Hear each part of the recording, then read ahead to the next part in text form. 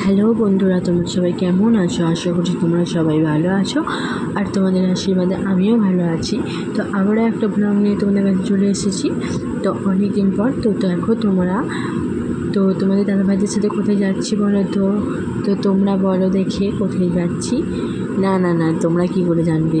না, তোমাদেরকে বলছি। তো দেখো বন্ধুরা, তো আমি যাচ্ছি তোমার দাদাভাইদের সাথে দিঘির মেলা। তো বন্ধুরা, তো ব্রিজটা পেরোচ্ছি।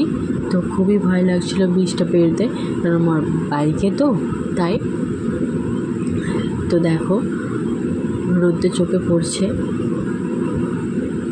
তো বেরিয়ে পড়েছি দুজনে।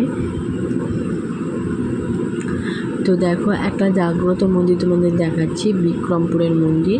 তো কালী মন্দির, খুবই জাগ্রত মন্দির। এখান থেকে দিঘির মেলাটা একটুখানি আর কি। তো দেখো এটা খুবই জাগ্রত মন্দির। তো দিঘির মেলায় চলে এসেছি। তো তোমাদেরকে আজকে সব ঘুরে ঘুরে দেখাবো দিঘির মেলাটা। তো কোথায় কী আছে না আছে, প্রচুর দোকান আছে, প্রচুর দোকান। তো দিঘির মাটা এত সুন্দর দেখতে হয়, ছোটোর মধ্যে এত সুন্দর, মানে কি বলবো। দেখো বন্ধুরা, কাছ থেকে দেখাচ্ছি তোমাদেরকে, খুবই সুন্দর দেখতে, খুব মিষ্টি দেখতে। তো দেখো বন্ধুরা, এখানে একটা কথা আছে। তো